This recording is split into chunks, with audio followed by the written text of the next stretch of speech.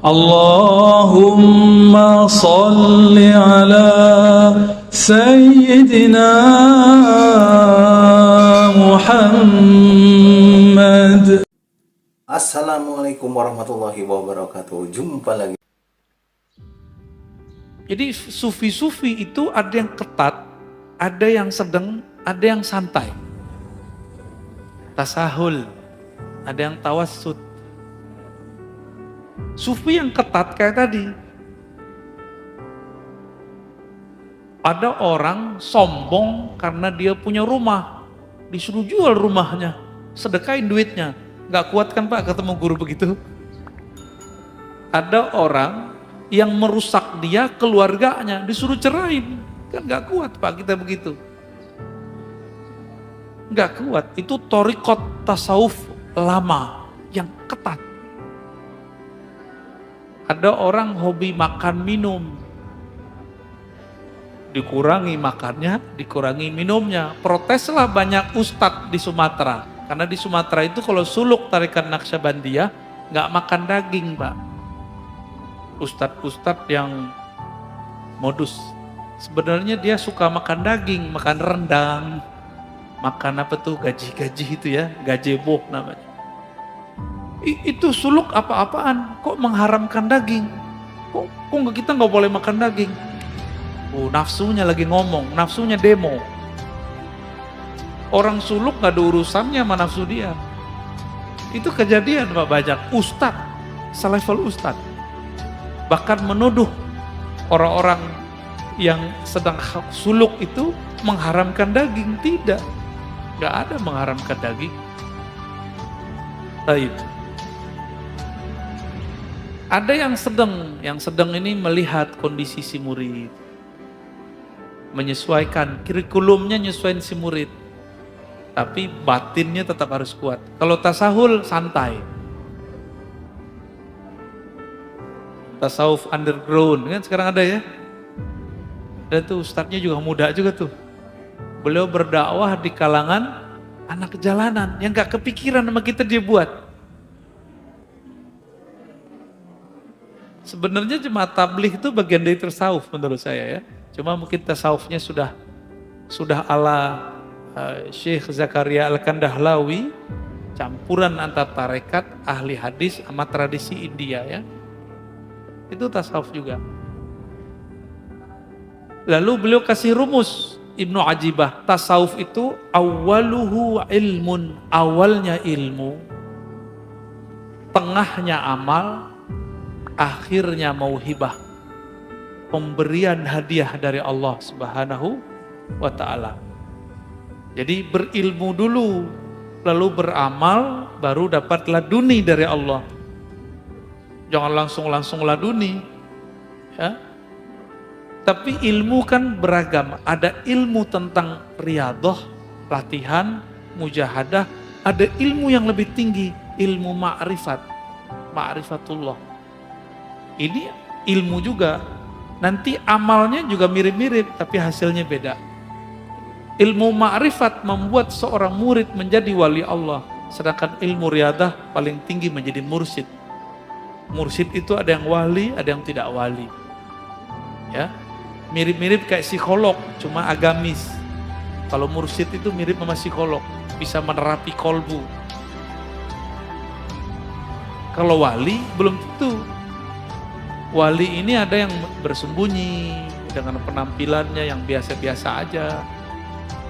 Dan saya sudah sering mengatakan walinya sufi itu soleh-soleh Pak, pakai serban, mungkin pakai kopiah, penampilannya soleh lah. Itu wali sufi. Ada wali namanya wali majzub, kayak Wan Sekhan. Jadi Wan Sekhan itu bukan sufi, jangan disebut beliau sufi, enggak, dia enggak sufi. Maka tidak ada tarekat sufi yang membuat orang seperti Wan Sekhan. Itu namanya wali majzub. Wali yang kolbunya, ruhnya ditarik oleh Allah Subhanahu wa ta'ala dari cinta dunia menjadi hanya cinta kepada Allah. Maka orang cinta kan kasmaran. Orang kasmaran ya seperti orang gila, tapi bukan gila. Yang faham gak akan nyebut lebih gila. Dan harus diluruskan, Wan Sekhan bukan sufi. bukan wali sufi, tapi dia wali majzub. Jadi kalau ada orang menuduh, ini nih wali sufi ini gila, dia nggak ngerti sufi itu apa. Wali sufi itu kayak Abah Anom, Tajul Arifin, ya. Kayak Abah Sekumpul, kayak Mbah Asrori dan ayahnya Mbah Ishak. Mbah siapa lagi nih? Mbah Ahmad Sukanta di Banten. Nah, itu wali sufi namanya. Syekh Nawawi Al-Bantani, itu wali sufi, rapih, nggak abrakan. Kalau wali majzub, ya abrakan Pak, dan itu bukan sufi. Tidak bisa ngangkat murid, cuma bisa ada orang khidmah kepada dia, dia dapat berkah, tapi itu bukan kurikulum tasawuf. Buka kitab ini nggak ketemu namanya wali majzub, bisa dijadiin guru, nggak ada. Jadi seperti Wan Sekhon, itu tidaklah dapat bisa dijadikan mursyid. Beliau asik dengan mahabbahnya, nggak bisa. Gimana orang mau berguru kepadanya? Jadi itu bukan wali apa sufi, tapi wali apa? Wali majzub. Terus yang ketiga ada wali yang menyembunyikan ma'rifatullah dalam dirinya dengan cara melakukan, menzahirkan hal-hal yang membuat orang mencelaknya, disebut wali malamatiyah. Ini tersebut dalam kitab Imam Ahlus Sunnah Al-Imam Suhrawardi, kitabnya Awariful Ma'arif, murid dari Syekh Abdul Qadir Al-Jilani yang disepakati ketasawufannya, kesufiannya. Malamatiyah ini kalau dia ketemu dengan orang yang satu channel dengannya, baru dia tunjukkan baju kewaliannya. Tapi kalau di depan orang-orang biasa kayak kita-kita ini, dia tunjukin yang aneh-aneh Pak, yang kira-kira kita nggak akan mengira kalau dia menyimpan ma'rifatullah di kolbunya. Masa si wali begini gitu, masa si wali pakai celana pendek misalnya gitu Pak. Itulah kalam Ibnu Athaillah Sakandari dalam kitab Ibnu Athaillah, subhana man satara sirral khususiyah bizuhuri al-basyariyah. Sungguh hebat Allah, Allah sembunyikan agen-agen ma'rifatnya dalam rupa sisi manusiawi. Kadang pedagang kelontong, mungkin dia seorang sopir angkot, sopir Grab, siapa tahu, wallahu alam. Bukan berpenampilan kayak kiai, kayak ustadz. Jadi kalau wali sufi mirip sama kiai. Kalau majzub, ya suka-suka dia abrakan. Wali malamatiyah seperti kisah Nabi Musa dan Nabi Khidir. Nabi Khidir menunjukkan maksiat Pak di depan Nabi Musa, benar nggak? Maka antum nggak akan kuat ketemu wali malamatiyah, bisa kafir, mending nggak ketemu. Masalahnya di akhir zaman begini, wali-wali ini kan susah diketahui. Dan besar kemungkinan wali al-ghaus di akhir zaman nanti malamatiyah. Nabi Musa aja gagal Pak, tapi dianggap berhasil dengan syafaat dari Allah. 3 kali dia ingkar, bener gak? Nabi Musa bisa ingkar, loh kita siapa? Kita bukan Nabi Musa. Kalau Allah tidak menakdirkan kita bisa terima, tidak membantu rohani kita bisa nggak kenal-kenal tuh sama wali malamatiyah ini. Wali malamatiyah ini punya trauma dengan iblis.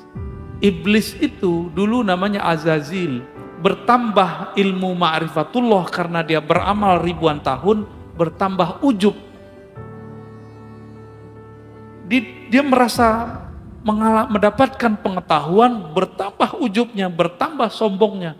Supaya tidak terjadi itu, supaya orang tidak mengkultuskan dia, wali malamatiyah ini menghancurkan karakter-karakter sisi kesolehannya. Supaya orang nanti menghujatnya.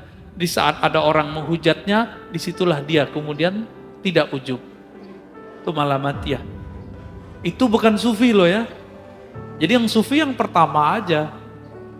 Kecuali si malamatiyah sudah diperbaiki oleh Allah lahirnya, baru dia nanti persis kayak sufi. Kapan itu kita nggak tahu, ya.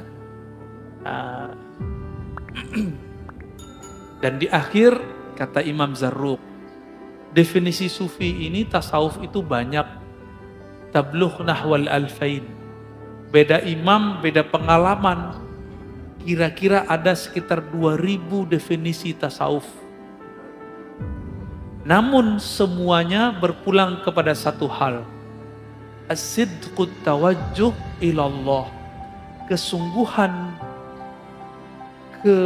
kejujuran, kebenaran bertawajuh menghadapkan diri kepada Allah.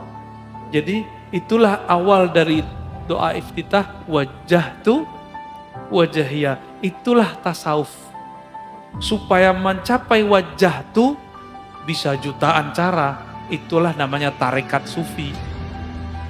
Jadi tarekat sufi itu bagaimana koneksi si hamba saat mengatakan wajjahtu wajahiyah. Tadi waktu baca doa iftitah nyambung nggak kepada Allah? Enggak kan? Karena belum punya torikotnya. Ya, belum punya sidqut tawajuh. Lisannya ngomong, kolbunya nggak ngikut. Yang disebut sidik, lisan mengatakan wajah tuh, kolbunya langsung berkiblat kepada Allah Subhanahu wa Ta'ala. Berdasarkan itu, kata beliau, apapun kata orang tentang kezindikan tasawuf itu bersumber dari kebodohan mengenai hakikat tasawuf. Ya, jadi tolong sama-sama kita luruskan pemahaman ini. Ya, kira-kira itu. Terima kasih. As-salatu wassalamu alaika ya sayyidi ya habibi ya abal arwah ya Rasulullah.